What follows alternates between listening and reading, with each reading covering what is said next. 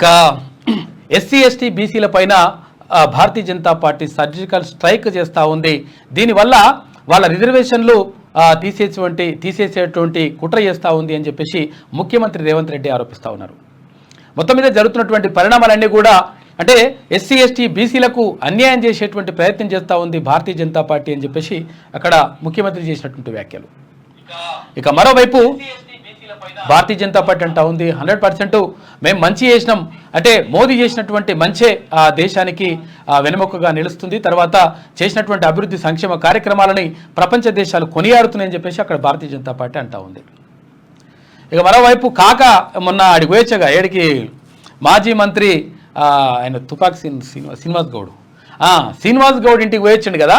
శ్రీనివాస్ గౌడ్ ఇంటికి పోయొచ్చినప్పుడు current పోయినట్టుగా action చేసిరుగా, 2 సార్లు current పోయిందని చెప్పేసి.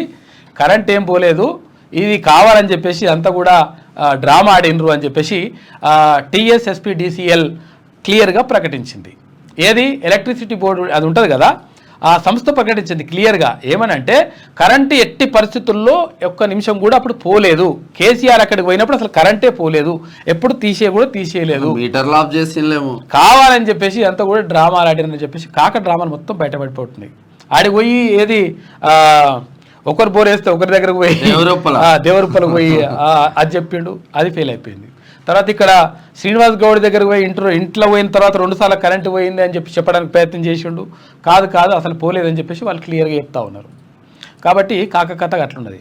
ఇక అట్లా అది ఏది మాకు ఓటేయకుండా కాంగ్రెస్ పార్టీకి ఓటేసి తప్పు చేసిండ్రు ప్రజలు అంటున్నాడు. ఎవరు?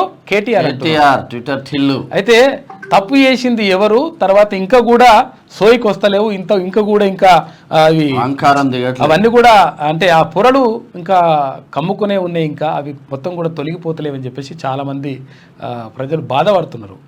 ఇంకా కూడా గిట్లా అహంకారం దిగకపోతే ఎట్లా అని చెప్పేసి అంటున్నారు. కాబట్టి పరిస్థితి ఎట్లా జరుగుతూ ఉంది.